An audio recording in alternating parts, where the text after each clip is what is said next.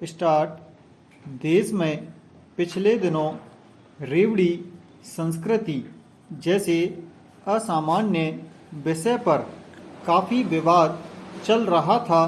ब्राह्म प्रधानमंत्री ने स्वयं इस प्रकार के चुनावी प्रलोभनों को देश के लिए घातक करार दिया था और जनता से आह्वान किया था कि रेवड़ी संस्कृति को सख्ती से नकारा जाए।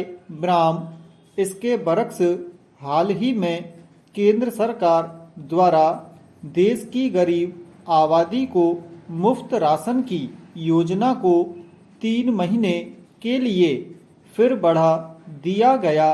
ब्राह्म हालांकि इस घोषणा को चुनावी रेवड़ी की संज्ञा नहीं देना चाहिए। ब्राह्म फिर भी इसे आगामी 3 माह के लिए और बढ़ाने के पीछे कौन सा तत्व काम करता है? प्रश्न। पैरा।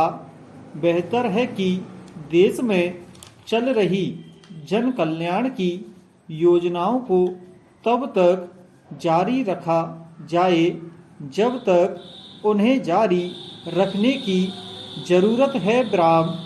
दूसरी बात यह है कि हमारे विशाल भारत में लगभग वर्ष भर कोई न कोई चुनाव चलते रहते हैं, इसलिए विभिन्न प्रदेशों में चुनाव का माहौल बना रहता है। ब्राह्म। इसलिए मुफ्त रेवड़ी जैसा शब्द स्वतः ही बेमानी हो जाता है। ब्राह्म। आवश्यक जन सेवाओं से जुड़ी लाभकारी योजनाओं को चुनावों से अलग रखना चाहिए, क्योंकि सरकार तो जनता की सेवा के लिए ही होती है और लोक कल्याण की योजनाएं बनाना तथा उन्हें सतत जारी रखना सरकार का दायित्व है। ब्राह्म। पैरा। यूं किसी भी समाज की सभ्यता का अंदाजा वहाँ की महिलाओं की स्थिति से लगाया जा सकता है। ब्राह्म। महिलाओं के अधिकार, स्वतंत्रता और सुरक्षा से इस बात का ज्ञान हो जाता है कि किसी भी समाज या देश की मानसिकता कैसी है। ब्राह्म। भारत एक ऐसा देश है जहाँ पर महिलाओं को देवियों के रूप में पूजने का दावा किया जाता है, मगर आज उसी भारत में दिन प्रतिदिन महिलाओं के साथ ऐसी घटना घटित होती जा रही हैं जो हमारे समाज की सभ्यता के ऊपर सवाल खड़ा करती हैं। ब्राह्म। हाल में भी कुछ ऐसी घटनाएं सामने आई हैं जो इस बात की तरफ इशारा करती है कि हम कितने सभ्य हैं। ब्राह्म। बल्कि सभ्यता के मानक पर हम इसके उलट ध्रुव पर खड़े लगते हैं। ब्राह्म। पैरा। उत्तराखंड में घटित घटना ने सभी का ध्यान इस बात की तरफ आकर्षित किया है कि भारत में महिलाएं कितनी असुरक्षित हैं। ब्राह्म। जब ऐसी घटनाएं हमारे सामने आती हैं तब बेटी बचाओ बेटी पढ़ाओ जैसे नारे खोखले लगने लगते हैं और हम अपनी बहू बेटियों को घर से बाहर न जाने की सलाह देते हुए उनकी स्वतंत्रता पर पाबंदी लगाते हैं। ब्राह्म। इसके कारण हम उनके साथ साथ अपने समाज का भविष्य भी अंधकार की तरफ धकेल देते हैं। ब्राह्म। पैरा। आखिर क्या वजह है कि आज़ादी के इतने दशक बाद भी हमारे देश में भ्रष्टाचार एक बहुत बड़ा मुद्दा बना हुआ है ब्राह्म।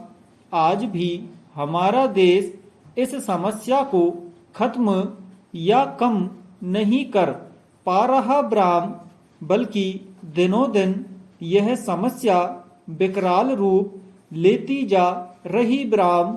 इसका एक बहुत बड़ा कारण हमारी देश की जनता के खासे हिस्से का खुद भ्रष्टाचार के प्रति सहज होना है ब्राह्म, जो हमारे देश हित के लिए जनसेवा के नाम पर सरकारी संस्थानों में किसी न किसी पद पर कार्यरत हैं। वही चंद पैसों और अपनी नौकरी में आगे पदोन्नति के लिए अपना ईमान बेचकर अपने से बड़े पदाधिकारी के मनमाने आदेशों को मानने और उसकी जी हुजूरी में लगे हुए हैं ब्राह्म। पैरा दुख की बात यह है कि हमारे आज के युवा, जिन्हें अभी जोश उमंग से भरा होना चाहिए और अपनी काबिलियत पर भरोसा होना चाहिए, वे भी इस गला काट प्रतियोगिता में बढ़ चढ़कर हिस्सा ले रहे ब्राह्म। अगर यह सिलसिला ऐसा ही चलता रहा तो वह दिन दूर नहीं जब शराफत से नौकरी करने वाले अधिक से अधिक लोग अवसाद ग्रस्त हो जाएंगे और हमारा देश, हमारा समाज भ्रष्टाचार में पूरी तरह लिप्त हो जाएगा ब्राह्म। अब सवाल उठता है कि अपने आगे आने वाली पीढ़ी को हम क्या दे रहे हैं प्रश्न। क्या इस तरह हमारा देश शिक्षित, समृद्ध और विकसित राष्ट्र बनेगा प्रश्न। पैरा अंगदान से सिर्फ किसी की जान ही नहीं बचती, बल्कि इससे कई रिश्ते भी बच जाते हैं ब्राह्म। किसी का बेटा तो किसी का भाई और पति का प्यार मिल जाता है ब्राह्म। अंगदान की कीमत समझनी है तो उन लोगों से पूछा जा सकता है जिन लोगों की इससे जिंदगी वापस मिल या संवर गई ब्राह्म। अंगदान की कमी के कारण दिल खराब होने की बीमारी से पीड़ित हर साल हजारों मरीज दम तोड़ देते हैं ब्राह्म।